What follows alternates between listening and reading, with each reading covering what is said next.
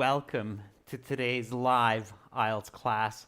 My name is Adrian and I'm streaming to you from beautiful Central Europe. I hope everybody is having a good weekend so far, staying healthy and strong and being productive. In this class, everyone, we are going to be looking at speaking part 2, and I will explain to you what you need to do to approach that perfect score, that band 9. Hi, Janelle. Hi, Carolina. Welcome, members. This is a members chat class. Of course, everybody is welcome to watch. Hi, Rajveer. Hi, Birendra. Hassan. There we are. Many members joining in on the class. In order to become a member, just click the join button beside the subscribe button. If you don't see that, just send me an email to adrian@aehelp.com and I will definitely help you out. Again, everyone, these classes are presented to you by aehelp.com for academic English and IELTS success. Definitely visit us there. You can practice a lot of speaking there as well. For the general IELTS, visit us at gieltshelp.com. That's generalieltshelp.com. And you can really prepare lots to get those high band scores. The academic website looks like this with the blue background. You can click that big red button to join us there. And the general one looks like this with the green background, and you can click that big red button to join us for General IELTS. Okay, everyone, so today I have some brand new speaking questions for you, including a new cue card. And we will do speaking part 2 right now, and then speaking part 3 in the next class, which is coming up after a short break thereafter. So definitely hang out and practice your speaking. Remember, this is a speaking class, so make sure to speak and repeat. Okay, so speak and repeat what I say. I just got word back from one of our students who just did her speaking exam, and she said that the speaking she thought was fairly easy, so she didn't have trouble with the questions, but it was challenging to have the face mask on and a shield between the examiner and her. So the examiner had a British accent, had a mask on, and a shield in front of him, which made it somewhat challenging to kind of figure out what the examiner was asking at times. Because of this really unusual kind of COVID situation that we have in the world today, which is very unfortunate, and it's affecting many parts of life negatively, including the IELTS exam. One of the important points, and this is a tip that I want to give you right away for all of you watching, okay, is don't be shy to ask for the question to be repeated. I'm sure that the examiners are aware that candidates are having an extra level of difficulty with the face mask, especially if there's a shield between the two of you as well. So don't be shy to say, I'm sorry, the face masks, and if there's a shield, of course, right? This shield. By the way,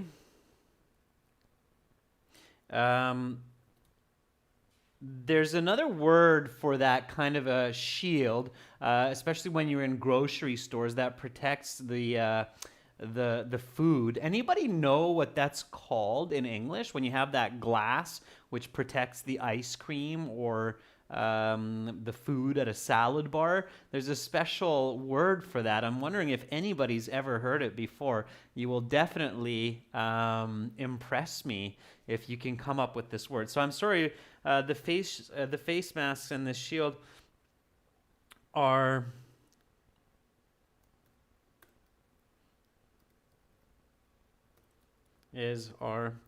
making it difficult for me to hear the questions.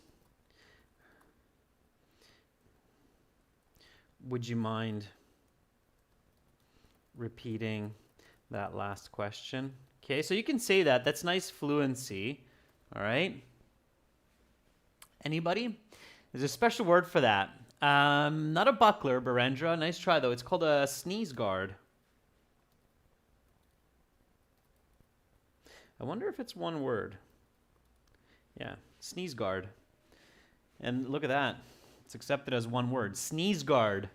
It's not a barrier, it's a sneeze guard. You know, sneezing, hachoo, and guard to protect, right? Sneeze guard. It's a sneeze guard. Okay, so that's really what it is. So the shield is a sneeze guard. And that's kind of an interesting word to pick up. There you go, some lexical resource in context. Okay. All right. So you can say that as well. You can say the sneeze guard and the face mask is making it difficult for me to understand this question. Could you repeat it, please? Okay. So again, repeat after me. This face mask and this sneeze guard is making it difficult for me to hear the question clearly. Would you mind repeating it, please? Okay. Now, obviously, you don't do that during the cue card because the cue card you actually see the question. Okay, but this is for every other question, so keep that in mind. All right. Okay. Let's do this. Members, just before we get into the cue card and we get into our nice Band 9 approach, I'm using a new type of stream setting right now for this class. So it's a brand new kind of back-end setting for the low latency live stream. So I'm wondering, because I know many of you are in different countries, in Kazakhstan, in India, in Argentina. So the question is, in Russia. So the question is, how is the stream right now? Is it usual? Is it worse? Is it better? Let me know, because I'm using a new type of variable frame rate with a variable size. So is it the usual? Is it different? Let me know how it is. Okay, it kind of looks better on my end, but let me know. Okay, so I'm getting a couple of sames. Berendra's giving me a little bit better. Russia's the same. Yeah, yesterday, Nikhil, that was a backup server, so don't compare it to yesterday. But thanks for that information. I appreciate it, David and Nikhil. That's good that you're letting me know it's better than yesterday's. This is a primary server as opposed to a backup server. Okay? All right. Okay, thanks, Hassan. All right, thanks. So usual is okay. It's definitely better than yesterday. That's important. All right, so it works. Okay, so let's get into today's cue card here. So you are in the IELTS speaking section, and the speaking is about a 12 to 15-minute interview. It's still done face-to-face, and it's more challenging because of the COVID. You're wearing face masks, and there's that shield as well. I'm not sure how they solved the cue card. I think they still might pass it to you, but I'll investigate that if somebody can share that. I think they're trying to avoid contact with the cue card as well, so they'll probably have that maybe on the table there for you, and they'll just instruct you to turn it over, right? Okay. All right, so you turn over the cue card, and of course now you're very well practiced with the correct steps to do a good job in part 2 in the cue card. And then this is what you see on the cue card. Okay, so on the cue card it says, talk about an object that reminds you of a vacation. What is this object? When and where did you get it? Where do you keep it in your house, and why? What memories and feelings does this object bring back from your vacation? You will have 1 to 2 minutes to talk about this topic, and you will have 1 minute to prepare what you are going to say. Okay. Moni says maybe some gloves as well. Yeah, quite possibly. Okay. All right. Yeah, Carolina, I agree. That could be a good solution as well. Oh, interesting. Yeah, Bekjan, I know you did the exam recently, so have a look at what Bekjan's saying. Bekjan's saying they actually take the cue card and they hang it up on something, and they don't allow you to touch the cue card.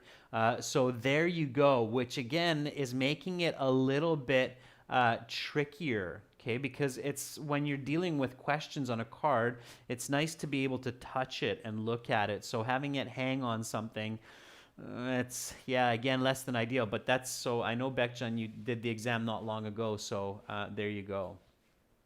Yeah, Janil says it was same for me. Okay. All right. So here is your cue card that's hanging on some little holder or hanger, and this is what you're reading.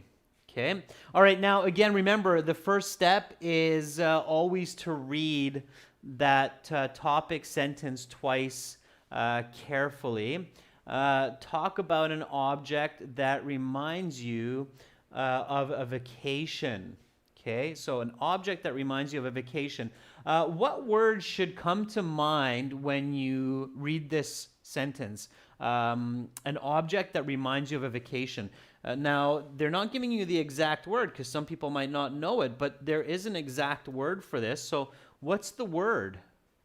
What is an object that you get on a vacation that reminds you of a vacation? That word should immediately come to mind for those of you who have good lexical resource. Yeah, very good, Carolina. Very, very good. Nick Hill, nice job. Yeah, Hassan. There we go. Souvenir, right? We're talking about a souvenir here. Good. Fantastic. That should be coming to mind. Okay, souvenir.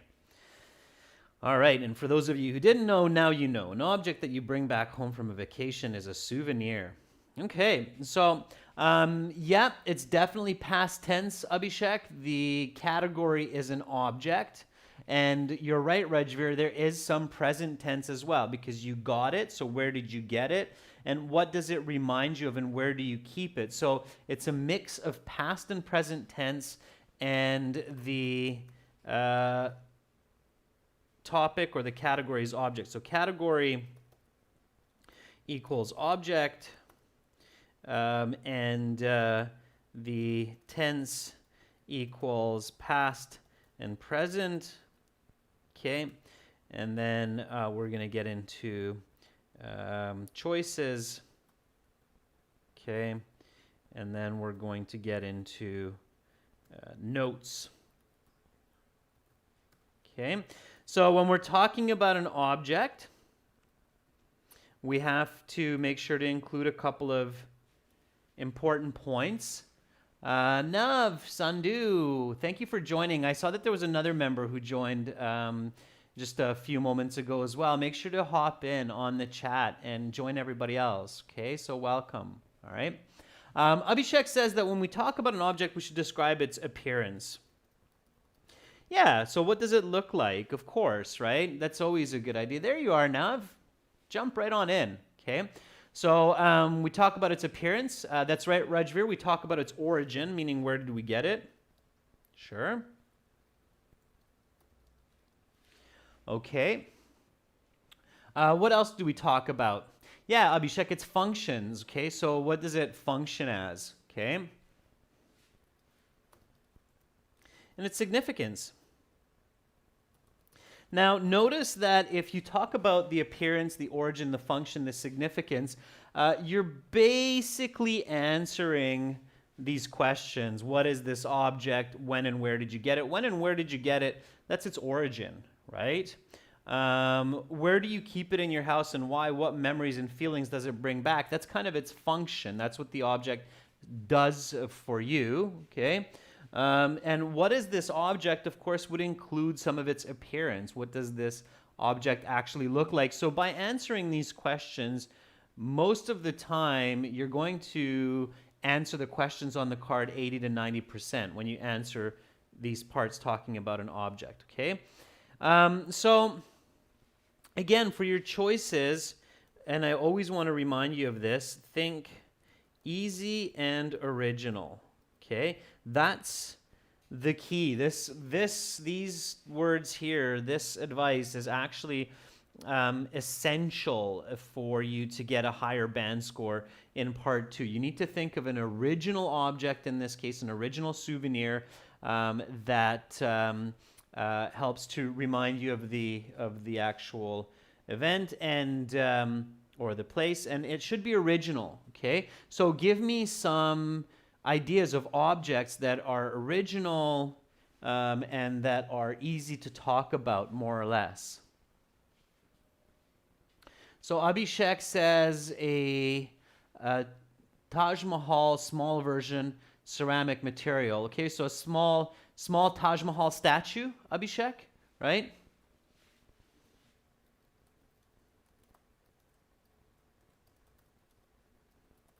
Okay, that would be a statue, right? And then you can explain that it's ceramic and so on. Romaine says a small drum.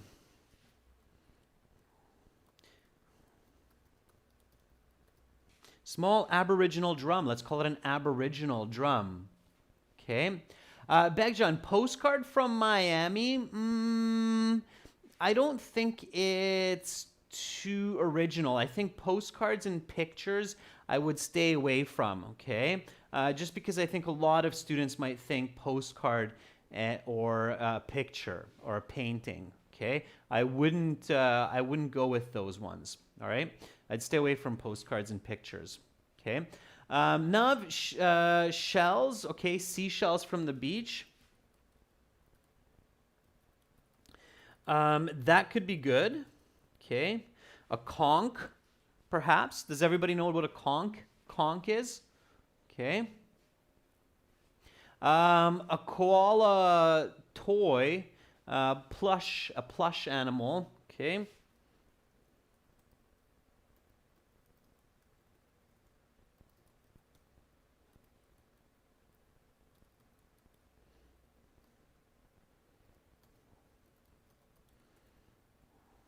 Or if you want to keep it simpler, okay, they're called stuffed animals.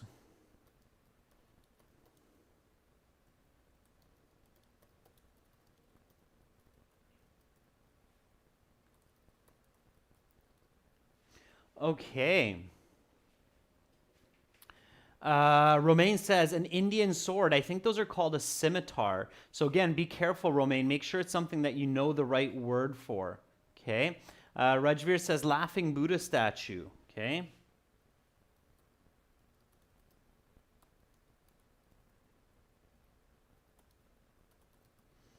Okay. So now you're getting some good ideas.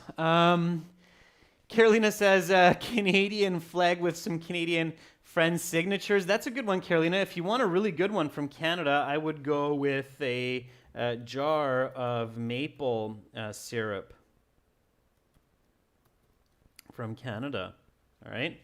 That would be a really good one, Carolina. A jar of maple syrup from Canada. Okay, that's one of the most popular kinds. Another one from Canada would be an Aboriginal mask or First Nations.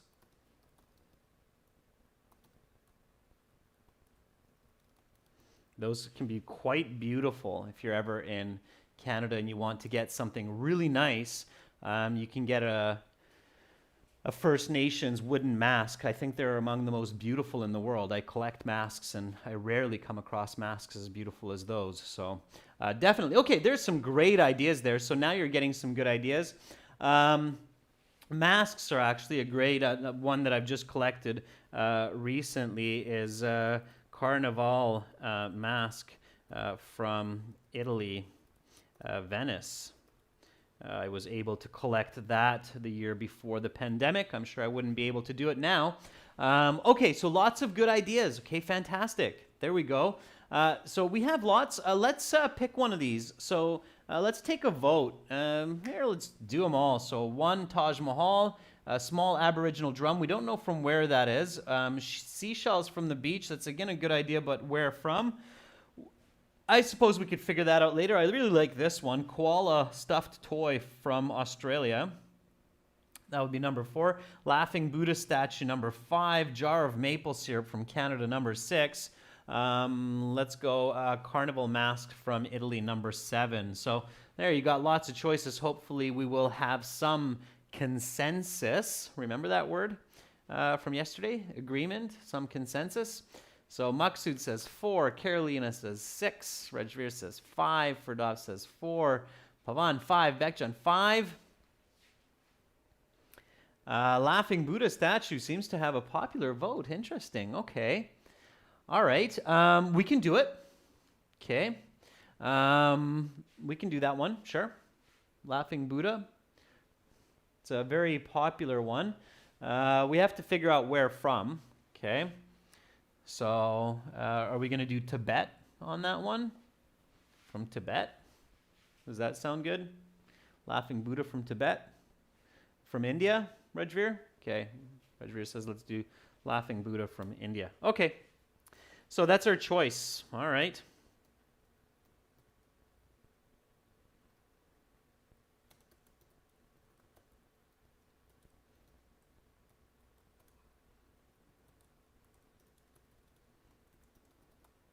Laughing Buddha statue from India. All right, let's make some notes. So these were our ideas. Now let's take some notes for that. Now, when you're taking notes, students, just a reminder, this is really important, okay? So notes, go in the order of 1, appearance, 2, origin, 3, function, 4, significance, okay? So go in this 1, 2, 3, 4 order. That will help you a lot to make more sense and to have a better response. Okay, so let's talk about its appearance first. What does it look like? What is it made of? How big is it? So tell me about that. Okay. Rajveer says it's 2 feet tall. Okay, that's huge. That's a big one. All right. Would have been a bit of trouble transporting it, but okay, so 60 centimeters tall, all right, or 2 feet, sure. Red, yellow, gold.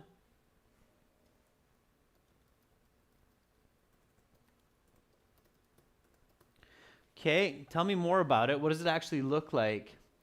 Bekjan says made of iron. I think they're usually made of wood or ceramic, if I'm not mistaken. Okay, so sitting on coins made of ceramic. Okay. We wouldn't say made of ceramic, we would just say it's ceramic. Okay. All right. And what does it look like? Ball, yeah, there you go. So folding hands. The hands are very important with Buddha statues. I know that they all mean different, or they have different symbolisms the way that the hands are. So folding hands, bald with big smile and a big belly. Sure. Okay. Sitting cross-legged. Okay. All right. Now, you probably wouldn't write all of this down because some of this you would easily remember, like big smile, big belly. The sitting cross-legged, you would probably write down. Okay. All right, so that's good so far. Remember, you only have 1 minute, so you have to be quick. You have to choose what you write down carefully. Okay. All right. So now its origin. So this is what its appearance is, okay? And you might do a note form like this on your notes so that you can kind of track where you are when you're giving your speech. And when you use your notes, you can clearly see that, okay, this is the appearance. If you miss something, you can go back and grab that element. For its origin, you might do a little O with a colon. And then you'll know that, okay, those notes are about the origin, okay? So Abhishek says, okay, we got it from northeast India. Okay. Shimla in India. Okay, I'm not sure what that is, so you're gonna have to help me out here, especially members that are from India. Please help us out here and let us know where you would find a large laughing Buddha souvenir like this. Shimla, India. Would you find it in a temple or in a souvenir shop, or what would be the best place to get it where it's original and local? Okay. Yeah, Carolina, of course, from Argentina, like me from Canada, we're kind of going, I've never been to India. Where would I get that from? Okay. All right, Abhishek says just get it from a shopping mall. Okay. Rajveer says from a mall or a road market. Okay. From a shopping mall. Shopping mall, again, it's not something I would write down. Are there any special retailers in a shopping mall that you highly recommend? Like, is there a famous kind of chain of these kinds of souvenir stores that you could suggest that we might see in India more often than not? So I know that here in Hungary, for example, there's a chain of some really famous porcelain shops where you can buy some extremely beautiful porcelain, and it all is under this one name. So Rajveer says yes, it's called Jack and Jones. Okay, all right. So Shimla, India shopping mall, Jack and Jones.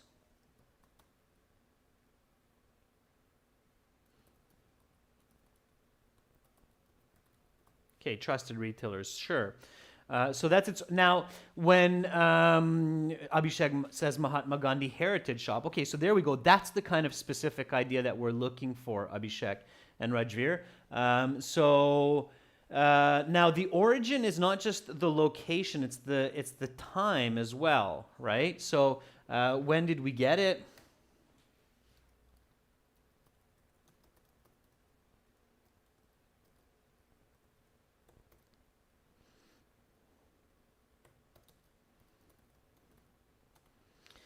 Okay, so let's just say 2018 September, okay, because origin, of course, is the time and the place. And if we go back to the card, it's asking us that, right? So when and where. So when you're thinking about the origin, think about when, where, and who sold it to you, okay? Okay, so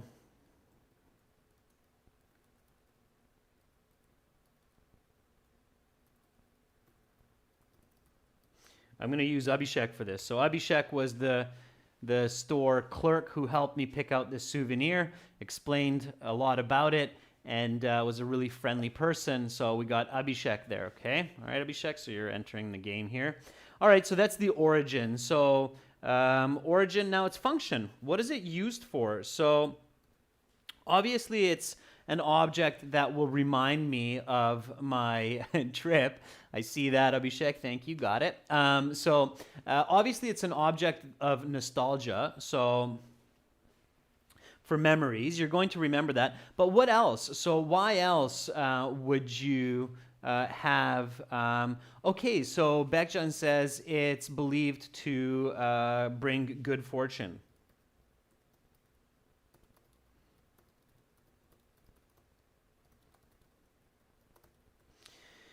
And wealth. Okay, very good. All right.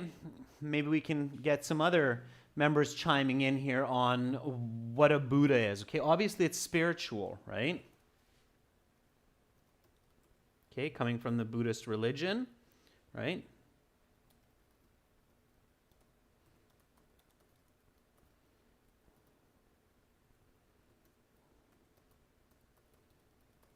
So, keeping in mind the goal of happiness and enlightenment. Okay, Moni says bring harmony. Okay. And this is where you would want to probably include on where you keep it in the house, right? So if we think about feng shui, and we think about organizing the house, where would it be a good idea to put this beautiful big ceramic Buddha in the house? Okay, so Abhishek says also peace.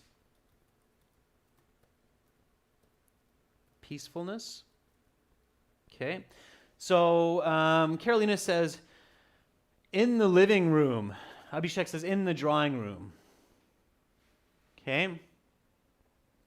In the wedding celebrations room, in a cabinet. Okay. Remember, it's 60 centimeters. It's big. You might even keep it in your garden, right? So, but let's say living room. Okay. I don't know exactly where Feng Shui would say to keep it, but in the living room. I know that in Feng Shui, there's a special place in the house where they recommend you to keep spiritual objects. It's like a spiritual corner. So if anybody knows Feng Shui, you can maybe explain that. But I'm just going to say in the living room, facing the window. Okay.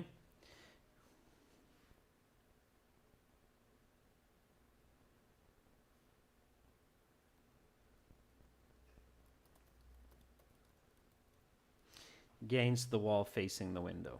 Okay, so obviously you want some light to go on it. You want it to be a centerpiece. Okay, all right. Okay, and now it's significance for you. So a couple of notes on that. Again, remember, you only have 1 minute. So here I'm putting down detailed notes for us so we can build out our nice response, but you would be very selective on what you would actually write in that 1 minute here. So what's the significance? Why do we have this large ceramic Buddha statue? Okay, obviously it's a memory of our trip to India, but what else would it help to remind us of? So what kinds of adventures might we have had in India that would be a memory brought back by looking at this sitting Buddha? So what do you think? One that comes to mind for me would be, okay, so Hassan says the first time visiting the Asian subcontinent. Yeah. Okay, so Carolina, good. So Carolina says the culture. Okay. The culture of India. Spirituality. Okay. The temples. I'm sure there are lots of temples in India. So maybe you visited some of those temples in India. Okay. All of the bargaining experience. That's right, Janiel. Why not? We probably bargained. Okay. Good. Okay. The friends that I met. Sure, Rajveer, that's good. Yeah. Happy people and friends. Okay. Camera seems to agree. It's taking a wink. There's my little happy Buddha, my daughter. She looks like a little Buddha. Happy little Buddha, bald. All right. So she agrees with all of what we're saying. He's a happy little Buddha. All right. So, yeah, the culture of India, the spirituality, the happy and friendly people that you met in India. Sure. Okay. That makes a lot of sense. Absolutely. Okay, we're rolling along beautifully. This is some nice visualization, and this is what you're training yourself for in your communication leading up to the IELTS. Absolutely. Okay. All right. So, first sentence. Give me the first sentence. The examiner will very soon say, okay, your 1 minute preparation time is up. Please begin speaking. So you need to be able to do that, and you need to be able to start quickly, okay? I want everyone to start right away. Carolina says, a laughing Buddha statue is the object that helps me to recall my vacation to India in September of 2018. Yeah. Okay, very good. Carolina, use that word souvenir. So a souvenir that brings back many memories for me of my trip to India in 2018 is a large 60 centimeter laughing Buddha that I bought at the end of my trip. Okay. Great. Let's see what else we have. David says, an item that takes me back to my holidays is my Buddha statue brought directly from India. David, that's great. Okay. Takes me back to my holidays. I love that expression there. Takes me back. Okay. Takes me back is a nice expression to say it's nostalgic. I go back to that time. Very good, David. Bekjan says, one of the many souvenirs that reminds me of a vacation to Punjabi, India in September last year is a laughing statue of Buddha. Very good, Bekjan. I like it. Nice grammar, nice fluency. Rajveer says, a souvenir that reminds me of my vacation in India is a giant laughing Buddha that I bought from Shimla. Very nice. Great work, students. I don't have to do any corrections so far, really. That's great. Maksud says, an object that helps me recall my happy holiday is a Buddha statue which I purchased in India. Very good, Maksud.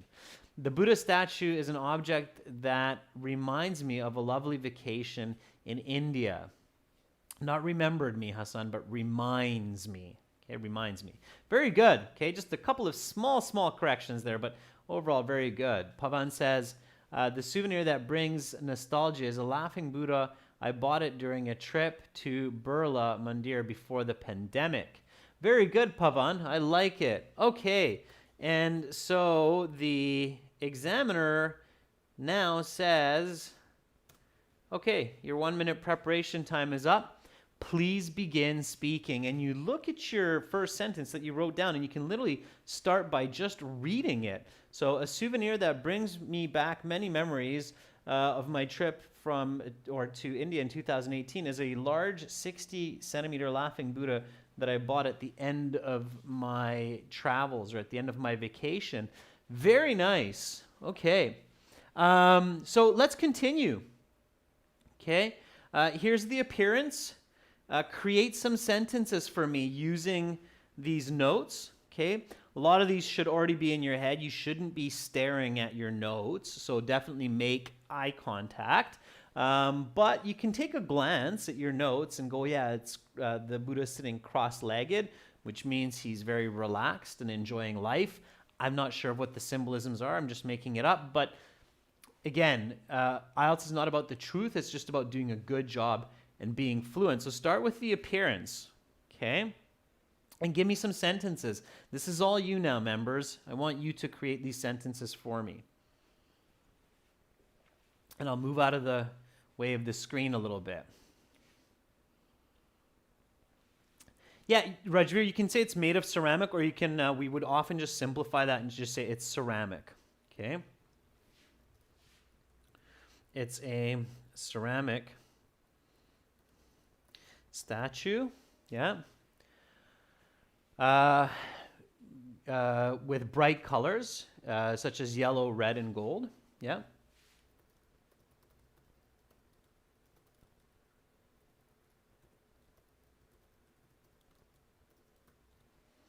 Okay.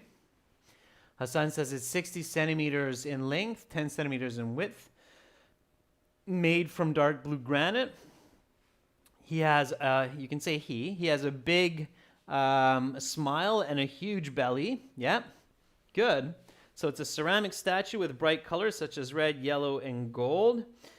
He has an ear-to-ear smile and a very large belly.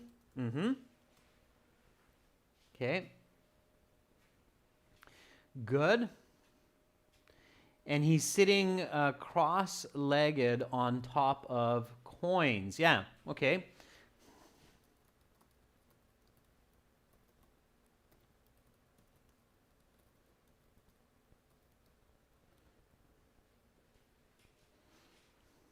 All right, very nice. Okay, good. So there we have our description of it. Okay. His hands are in a folded position. So this is where I took a glance at my notes and saw, oh yeah, I forgot about the hands, and I know that the different hand postures of Buddha are very significant in the symbolisms if you get into that. Okay, his hands are folded in a folded position. He's got big ears, and he's bald. Okay. Sure. Okay, that's enough of that description. That will be very impressive for the examiner if you get that out. And now you are going into the origin. So where did you get it from? Okay. So give me the sentences for the origin here. Okay. Try to remember what we said for the origin. Okay, everybody should have kind of the same sentences.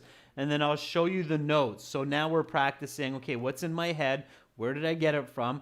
Once I get all that information out, then I can look at my notes and go, oh yeah, I can add this sentence to it. So what's the origin? Where did I get it from? And when did I get it, right? So where and when is this statue from? Okay, give me those sentences. Nice and fast. Let's work on fluency here of your speaking and your typing into the text. Okay, so Hassan says in 2019, let's not say that, Hassan, because we already said 2018. I had bought this statue from the famous Jack and Jones souvenir market in India near the Taj Mahal. Okay. Rajveer says I had purchased it from Jack and Jones, which is one of the famous suppliers of Buddha statues in India. Okay, so I had purchased. Yeah, always work hard to give new information. So we already said that it's from India. We already said it's 2018. So we want to be more specific. So I had purchased the statue around the end of September in the last couple days of my vacation from the famous Jack and Jones. They're getting lots of advertising here. Jack chain. Okay, good. All right.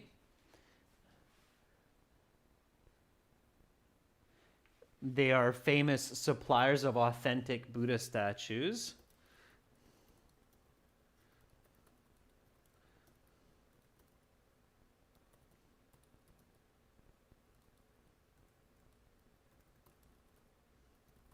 Okay. Has everybody forgotten about Abhishek? Abhishek, have you forgotten about Abhishek, our salesperson? Remember, where did we get it, when did we get it, and who did we get it from? That's all in the origins here. Okay, so when you're thinking about the origins, think of when, where, and who. Okay, think about all of those. But hey, if you forgot, don't worry about it. That's why we have our notes, right? So we go back and we look at the notes, okay? Shimla, India, shopping mall, Jack and Jones, trusted retailers, good, end of trip, September. We got those. We forgot about Abhishek. Okay, then let's quickly write a sentence about Abhishek, the store clerk who sold it to me, and explain to me the symbolisms and why this Buddha statue is a great souvenir to take with me. Okay, so this is where you use your notes. So use your notes, use the cue card. That's why it's there for you. Okay. All right, get it in there. Abhishek, Carolina, I haven't seen your comments in a while. Perhaps you're busy or you're multitasking, but get it in there. Okay. Get your 2 bits in there. And I'd love to see some comments from some of our new members too. Okay, I'm not sure if you're still in the class, but don't be shy. Get in there. All right. Let's see. Some of our newer members are Nav. So Nav, Sandhu, I would love to see some comments from you. And Mujahid El Haj is also somewhere in here as well, I believe. Okay. All right. So Rajveer says, Abhishek, a friendly salesperson, showed me the different statues of Buddha in different sizes and told me the importance of keeping this statue in the home. Very good, Rajveer.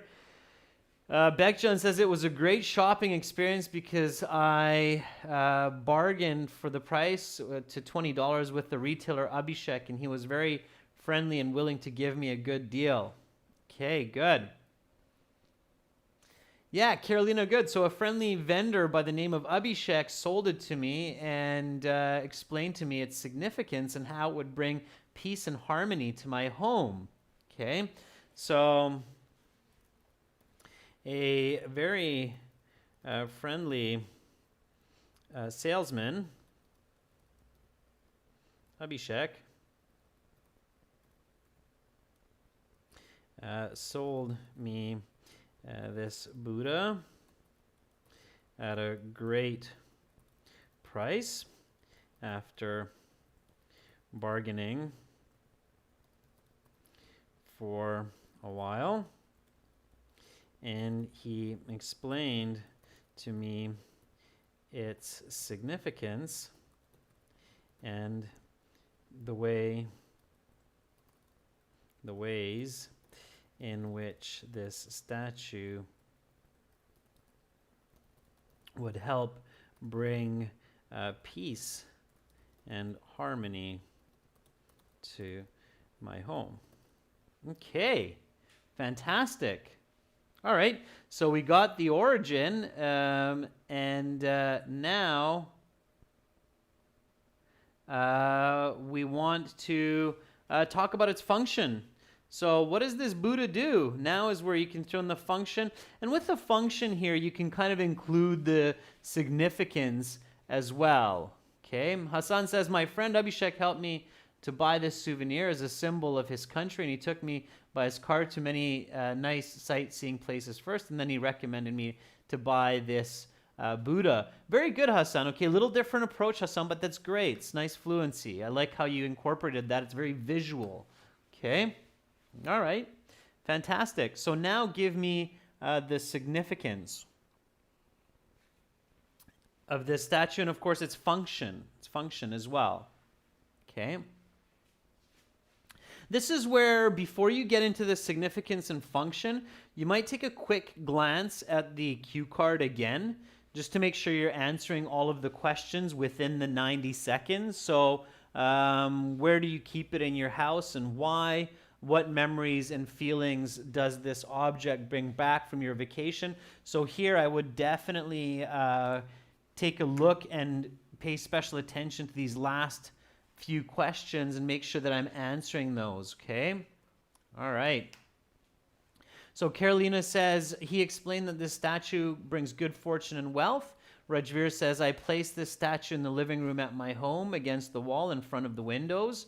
Okay, Bekjan says, the retailer informed me of the significance of the souvenir, such as bringing good fortune, peace, and harmony to my family. Very nice. Okay, that's exactly what I'm looking for. All right.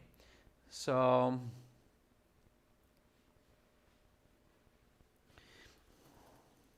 after returning home, I found a special place for the statue in my living room against the wall facing the windows, where family and guests could easily see it, and it would also get lots of sunlight. Okay, very nice. Okay, and then its function. So this Buddha is believed to bring good fortune. And since I'm a business owner, I thought it might just help me in my company's financial success. Okay, sure. So connect it to yourself, right? Be visual, okay? Hassan says, now the statue is in my living room near the library, and I believe that since I bought the statue, it had brought me good fortune as well as happiness and health in the home. Very good, Hassan. So you're talking about the function. That's great. Okay. Excellent. Bekchan says, after coming back from my journey, I found a great place for the statue, which is the front of the main door facing the hall. Nicely done. Now, am I done? Maybe, maybe not. Has the examiner stopped me? If not, I can keep speaking. And do I have more to say? Do I have anything else to say here, members?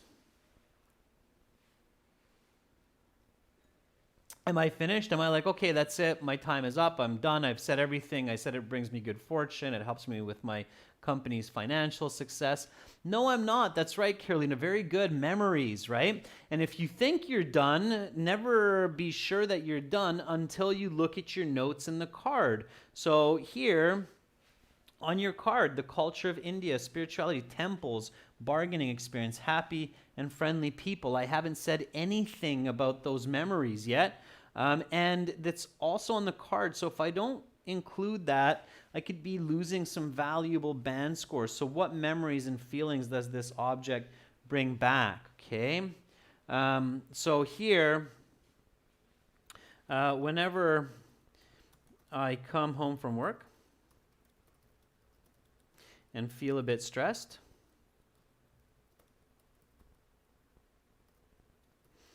after seeing the Buddha, I remember my amazing adventures across India, visiting the many people, the many temples, I meant to say. My brain's going a little bit faster than my hands.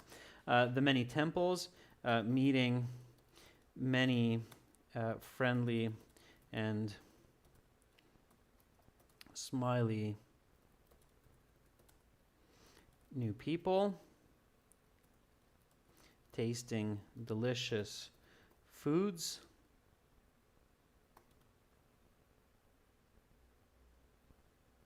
and absorbing the local culture. Okay.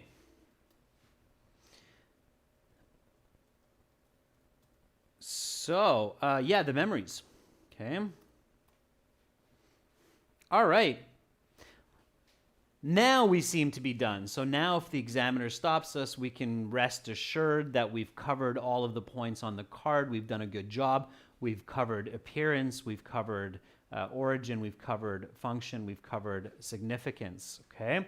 All right, everyone. So let's do this together. Let's speak and repeat. Okay. I'm going to say this. Try not to read. If you feel like, okay, I can repeat Adrian without having to read, then I encourage you to do that. Okay. So here we go. A souvenir that brings back many memories for me of my trip to India in 2018 is a large 60-centimeter laughing Buddha that I had bought at the end of my trip. It's a ceramic statue with bright colors, red, yellow, and gold. He has an ear-to-ear smile and a very large belly. He's sitting cross-legged on top of some coins. His hands are in a folded position. He's got big ears and he's bald. I had purchased the statue around the end of September in the last couple of days of my vacation from the famous Jack and Jones souvenir chain at a shopping mall. They are famous suppliers of authentic Buddha statues, and a very friendly salesman, Abhishek, sold me this Buddha at a great price after bargaining with him for a while. He explained to me its significance and the ways in how this statue could help bring peace and harmony to my home. After my flight back, I found a special place for the statue in my living room against the wall facing the windows where family and guests could easily see it, and it would also get lots of sunlight. The Buddha is believed to bring good fortune, and since I'm a business owner, I thought it might just help me in my company's financial success. Whenever I come home from work and feel a bit stressed, after seeing the Buddha, I remember my amazing adventures across India, visiting the many temples, meeting many friends and smiley new people, tasting the delicious foods, and absorbing the local culture. This laughing Buddha was worth every penny. That's the end of part 2. Now we will continue with part 3. For part 3, I will ask you some more questions related to the topic of part 2. And part 3, members, we will continue in 30 minutes after a short break. I'll be right back. You've done a great job. Hopefully everybody was repeating me, and then come back in 30 minutes and we'll have some questions related to this topic of part 2. I'll follow up with a couple questions directly related to our response, and then we'll get into some more specific questions as well. You're welcome, Begjan. For all of our viewers, make sure to join our premium package and get all of our courses, aehelp.com for academic IELTS and gltshelp.com for general IELTS. See you in half an hour. I'm Adrian signing out for now from Central Europe. Bye.